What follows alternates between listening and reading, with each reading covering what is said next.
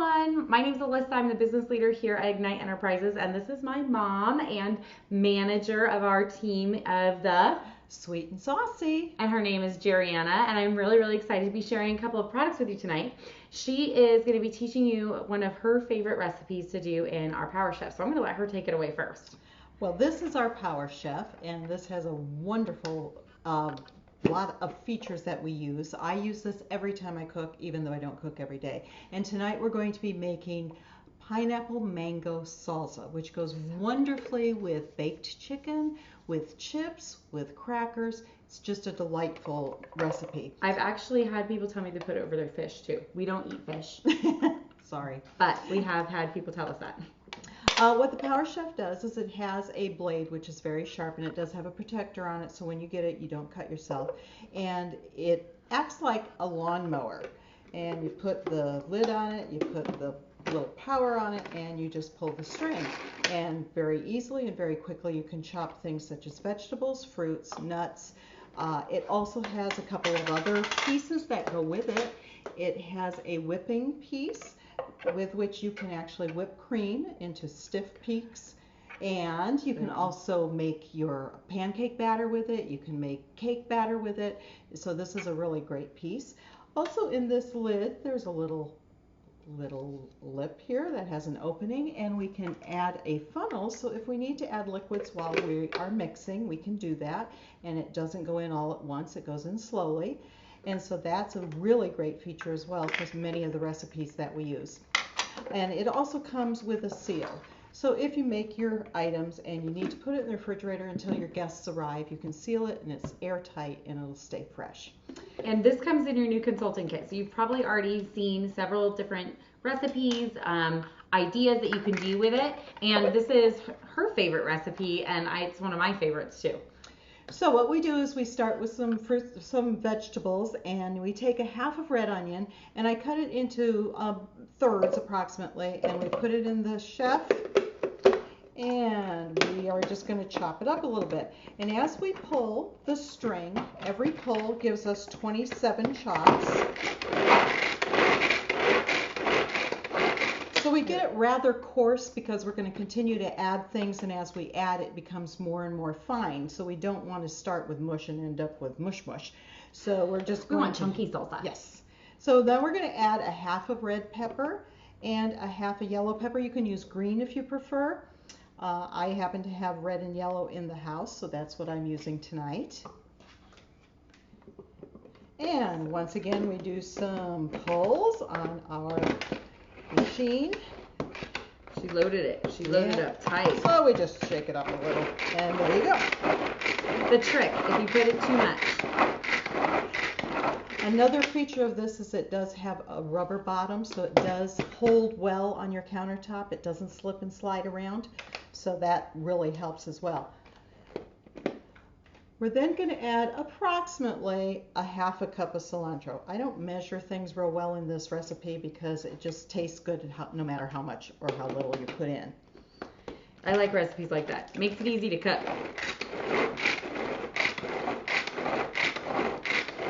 Oh my goodness, look at that chop. It's so easy, it's so fast. I got a little cilantro twisted around here, so we'll just break it up a little bit and throw it back in there. If you like your salsa a little spicier, this is actually a sweet salsa, but it does have a little kick to it. And if you want it a little spicier, you're going to add a little bit of jalapeno to taste, whatever works for you and your family. I used a quarter of one once, and I couldn't handle it, so I like the sweet version. So at this point we have some really nice looking salsa. Now we're going to add some of the goodies that make it our mango pineapple.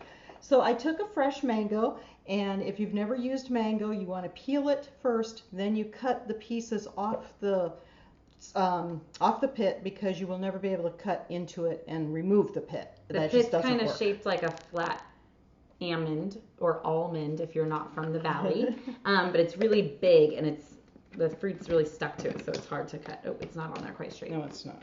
Got to make sure it's lined up. That's really important. Sometimes they take the little guy off to make, because that little piece has to match up just right too. There we go. Gives you a good workout too, so it's okay if you make whipped cream after dinner for dessert. I'm gonna add a little bit more of our mango. I do actually use the entire mango because I love the flavor of mango. It's really, really yummy.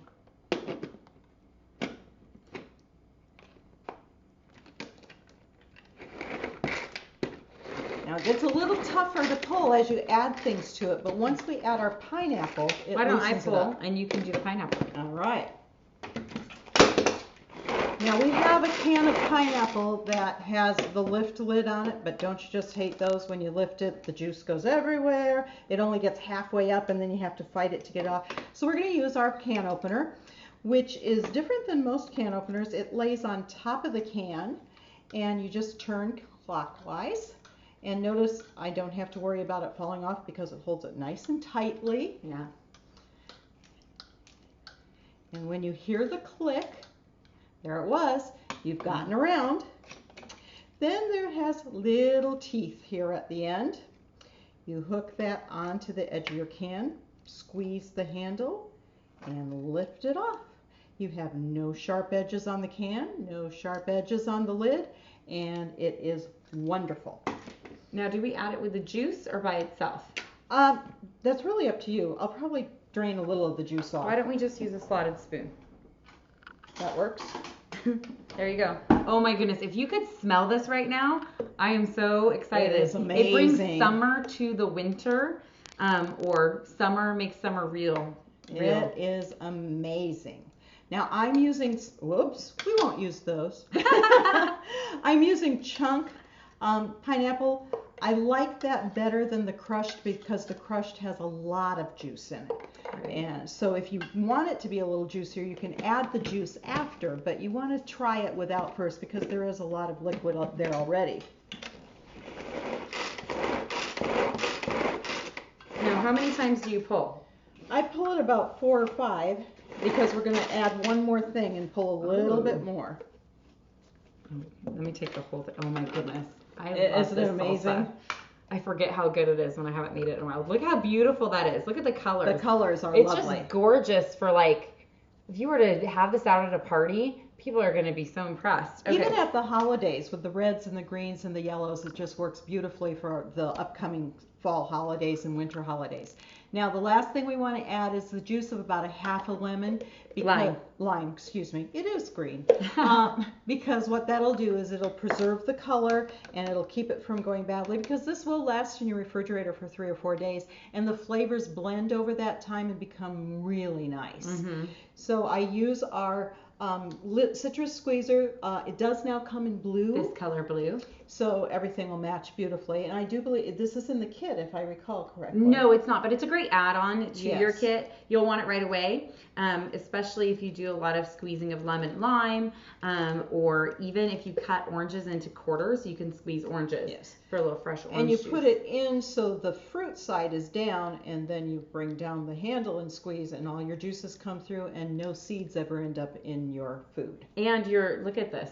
It turned it inside out. So if you take a look at that lime, started out as that, and now it's that. So it literally turns it inside out, which is so amazing. And get all the juice. A little household hint, cut this into 4 pieces, throw it in your garbage disposal. It'll sweeten up your home. It just makes it smell beautifully. Okay, so let's mix this. Let's mix this up. And it looks to me like it has plenty of liquid in it. It does. It looks pretty juicy at the bottom. And as it sits, it kind of gets more juicy, Yes. right? Yes. Oh my goodness. Now we also have a smaller version. Yeah. And this one works beautifully if you want to just do a half an onion that you need to use in a recipe. It does nuts wonderfully, chops walnuts and almonds. Sorry, that's where we live. Mm-hmm. And chocolate chips. Peppermint candies for peppermint bark at the holidays. And if you have just a small version, a small recipe of Oreo bark that we make, I use this, but I usually use this one because I like the big recipes of Oreo bark, which is another great candy. All these recipes are things that you can learn when you come to our Tupperware Ignite Enterprises Training Center. We train on a lot of different recipes, so the next time you get to see us, you will probably learn one of these other recipes. Yes. My favorite thing to use for the Power Chef, or the chop and Chop and prep, prep. the baby guy, as I call it, is before I had children, or before I had children, when I had little children, this was what I would put the table food in at the table, a couple of scoops, and chop it at the table, so I wasn't eating cold dinner because I was chopping their food into tiny little bits. And it also does a single can of tuna. So if you're gonna have tuna just for yourself or egg salad just for yourself, you put in your veggies, chop it away, add your can, all your liquid, chop it up. And then you're not getting out a big chopper for 1 can of tuna. Just seems silly. So I do use it for egg salad to take to lunch. I put 2 eggs in it, and I've got a couple of days of lunch for and you can work. just seal it off and take it with you, right? And you're good to go. So that is our first recipe. I wish you guys could taste it because it is so, so amazing. And if you do come to our rallies, we not only tell you how to make them, we demonstrate and let you taste everything. Yes, that's true. That's true. Now the second recipe we're going to make is actually one of my mom's grandma and mother and father's favorite recipes, and I turned it into a Tupperware recipe because when I first made it in the oven, it turned out horrible, and it probably has a lot to do with me not knowing how to cook, not necessarily the recipe. So I converted it to a Tupperware recipe, and we're gonna make it in our stack cooker. And our stack cooker is one of my absolute favorite pieces. You want to grab that one? Sure. So this stack cooker, it does a 3-course meal in the microwave in 25 minutes, which is what we're going to talk to you about today. And it has these little, I don't know, the light just catches it. Do you guys see all these little ripples right here? That actually is like the feet, and it's on each of the pieces here. So it's down on the bottom, it's on the cover, which actually acts as another dish. It's on this is the 1 3/4 quart, the 3-quart. And then this one's a colander. So this one has holes instead of those feet. So it's kind of hard to see, but those are holes. And so when you're doing a 3-course meal, you're actually going to be layering it all up together in the microwave. And it takes about 25, 30 minutes, depending on what you're cooking. And additionally, it has a cone, and you can actually bake cakes in the microwave using this piece in about 10 to 12 minutes, and they turn out wonderfully. Yeah, so you need a quick dessert at the end, or you even finish dinner and then throw a dessert together, and you can eat dessert at the end of the night. My favorite is Death by Chocolate, which is amazing. You'll have to get together. It's so good. My favorite is my chocolate lava cake. She hasn't made it for me yet. So when she does, I will probably convert. So what we're doing in the 3-quart is I just did a box of rice-a-roni. I did herb and butter flavor, but you could do chicken, whatever your favorite flavor is. And added the seasoning packet already. And you want to do, on this size box, it calls for 2.5 cups of water. However, you only want to do 2 cups. Or follow the stovetop directions, whatever they are. Don't use the microwave directions. They tell you to add extra water that you don't need. And we're not going to put any butter in it. Don't put the butter. Yes. And the reason that you have to have butter on the stovetop is it actually keeps it from sticking. However, in here you don't have to worry about it sticking, and it makes your grams of fat from 9 down to 1.5 per serving. Oh, so much better. Right? Much better. You don't want to have fat in your rice. So then we're going to take the 1 3/4 quart, which is this one right here, and just stack it right on top. It's not touching that water level. And then I have the colander here, and inside the colander I have just broccoli flowerets all cut up already, washed and cut. And we're not going to put any water in here. This is actually just a tray to collect all the juices from the chicken. Okay. So we're not drowning our broccoli and eating soggy broccoli. Okay. And then we have the cover, and we're going to use this as a mixing bowl right now, actually. So we're going to put, and I don't measure either. We're going to put this is my breadcrumbs in our Modular Mate Super Oval one. About 3/4 of a cup of breadcrumbs. And then you can use fresh grated Parmesan, or you can just use the powder that you get from the grocery store. I kind of just use whatever I have in the house at the time, and my kids love this on their pasta, so I just use this a lot of the time. Plus it sticks a little bit better, it mixes a little bit better, and I'm just going to use my rice-a-roni spatula. This is our Salsa silicone spatula. It's heat resistant up to 425 degrees, so if you're using it on the stovetop, it doesn't melt, and you won't end up eating any plastic. Yay, you don't want to eat that terrible stuff if you've ever had a melted one before. It also, you know what, I think we need to grab one from my far drawer there, because you guys have to see how this comes apart. Just any color. I have every color of the rainbow. There's one from years ago. Pull it apart. Almost.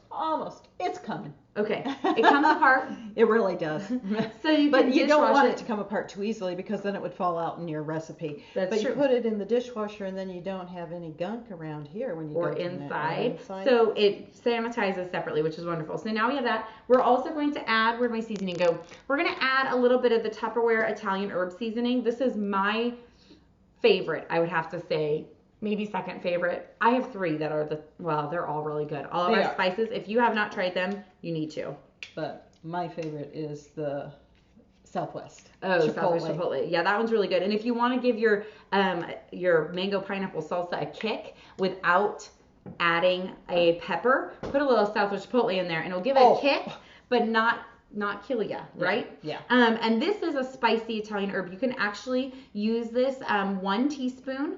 We'll season an entire pound of ground beef for like spaghetti sauce and that kind of thing. You don't want to use more than a teaspoon per pound because you will be on fire. Yes. This also makes a really great addition. I use about 1.5 teaspoons in here because we are going to be breading our chicken with it. But you can also use this as a dipping with like olive oil and balsamic vinegar with your bread. So it makes it really, really good. And now I'm going to just stir that up a little bit again. And then we have these are 4 boneless, skinless chicken breasts in a bowl. It says Tupperware, that's Bowl Junior, one of those exclusives. And our olive oil. And again, I don't measure, so I just kind of drizzle a little olive oil on it, just so it's just a little sticky, okay? And we're going to take our chicken breast, make sure it's nice and coated in olive oil, and we're going to dip it in our breadcrumbs. Now this part does not have to be perfection. Now the one thing you do want to make sure of when you are putting your chicken breast in this container is you don't want to lay it flat because there's a thinner end and a thicker end. So you actually want to fold your chicken breast completely in half so it makes it an even piece of meat. And we're going to arrange that in a circle. Around the edge. Around the edge. And you want to make sure that you have your larger folded edge towards the outside. And I know that sounds like a lot of details, but I promise you'll thank me in the end. Oh, this is one. Look at this giant chicken. Huge. This is the biggest chicken breast. It's like a twin, or they cut it funny. I love Costco chicken. This is a Costco chicken breast. Oh my gosh. It's gigantic. This will take a little longer than it's about 6 minutes per pound when you're doing it in the stack cooker. So for this stacked cooked meal, it's usually 25 to 30 minutes, sometimes 35. I would say with this, we're going to be looking at about 35 minutes to make sure that we've got our chicken cooked all the way through. So we're going to just dredge that in there. See, this one's a little bit smaller. I'll stick that right there. So you can see we're creating a little circle here. And notice she's laying it directly on top of the broccoli. Thank you for mentioning that. I put it right on top of the broccoli. And your broccoli is going to come out so delicious because it's going to be seasoned with all the chicken juice, but it's not going to be drowning in it. Remember, it has a colander in the bottom, so it's not going to be sitting down in these are huge chicken breasts. They are big. Oh my goodness. I don't know if you're going to fit that last one in there. Oh, I am. And that's the other thing is if you ever have, the little piece of the chicken the little fillet that comes off, that little extra piece, dredge it separately so that any pieces of broccoli that are showing you can have a little covered with your chicken because you don't want your broccoli bare because your broccoli cooks much faster than 6 minutes per pound and it will actually end up burning if it's exposed. You'll have a black spot. Or dried out. Or dried, and you don't want that. You want it to stay protected by the chicken. So as long as it's covered by chicken, it will be safe. And so this right here, look at how much chicken fits inside of here. I know a lot of people when they see the stack cooker, they think it won't feed a family of 5 or 6, but these are 5 large chicken breasts, and this would easily feed my family of 5 probably 2 to 3 nights because I have 2 little girls, but I have a teenage son who will eat a whole chicken breast right now and a husband who eats about 2/3 of a chicken breast. So then all the extra breadcrumbs I just put on top and add just a little bit more seasoning. And if you don't like the extra breadcrumbs or the extra carbs, you just leave those off, right? And then we are going to cover this and we're going to pop it in the microwave for just 25 minutes. And when it's done, it'll be golden brown and delicious. Now I'm going to rinse my hands real quick and I want to share a couple tips of other things that we can do in this. Like, what do you do with the colander by itself? With the colander itself, I do a lot of just simply steaming veggies. It makes a great steamer. The other thing I do with the 1 3/4 quart is I do make rice in it, just regular rice. I also, with this piece, you can make a coffee cake on there. Oh, yes. Little apple crisp can go into this because you can bake it with the top inverted so that it becomes part of the levels. I love it for making taco soup. Oh, yes, your taco soup is to die for. And it makes it very quickly. It's like a dump meal. Yes. You just dump the stuff in and you cook it up. And before you do that, you want to brown your I usually use ground turkey. You use the colander piece for that. You put the meat here, you put it into this piece. All the juices and the fat fall into the bottom, and you have really great lean meats. Yes, and even when you buy the really lean meat that says it's really lean, and you put it in here, ground beef, ground chicken, ground turkey, whatever it is, it gets quite a bit of fat off of it that you're not eating, that normally in a saucepan or a fry pan will cook right back into your food. And so this way it's really separating. It is. And you know, the thing I love for taco soup, because when you refrigerate it for later, right, and you take it out, right, you take it out, most soups with any kind of meat in it, what's the very first thing you see on top? Fat on top. You see the chunks of fat, right, and you have to pull it off, or you heat it up and ignore it and mix it all back in. And with this taco soup, and pretty much any soup you do in the stack cooker, it doesn't have that layer of fat that you don't want to eat, right? Right. And you know, the nice thing about this too is it comes with 2 seals. So then when you make your taco soup and you don't eat it all tonight, you need to save some for tomorrow night, you put the seal on it and it seals and goes in your refrigerator without a problem of spilling or not being nicely covered. Right. So it's great. Awesome. And you know, the thing about the stack cooker is that you could get it for half price at your grand opening party, or you can get it in your Confident Start program for free. So definitely take advantage of the stack cooker. It's something that I've been using in my home for the last 16 years, and I know my mom used when I was a little girl. I remember her making meals in it too. Yeah. So it's a product that's been around for many, many years. And one of my favorites, enchilada casserole. Oh my goodness. To die for. Okay. You don't have to stand and roll those things. It just, amazing. Next time we get together, you're going to learn chicken enchilada casserole. It's really, really good. 3 ingredients. Cheese, chicken, sauce. 4, excuse me. Seasoning. And the tacos. Oh, the tortilla. So but even so, it's just so easy. It's so good too. And I've had people who make it like from scratch and like their enchilada sauce from scratch, and they love it. They say it's way better. So yeah. Anyway, I hope you've learned something tonight. If you have any questions, please feel free to contact me on our Ignite page or at Rally. We'd love to see you there. Please come. So it's fun. Looking forward to seeing you. Have a great start. Just a quick update. This is Alyssa. I wanted to show you how the chicken parmesan ended up at the end. So here it is. You can see all that steam pop out. This is our chicken, all browned. You can see. And the broccoli is underneath. And I'm going to just lift that. Do you see the dripping? Okay, put that over here. I use my cover as the tray to catch all of that. But if you can see, I'm not sure how much you can see, but there is a ton of the chicken fat that's not going back into our food. And let me show you. I'll pull out a piece of broccoli from down in here. Oh, it's so soft it doesn't even want to come out. Look at this. All cooked and delicious. Broccoli down in there.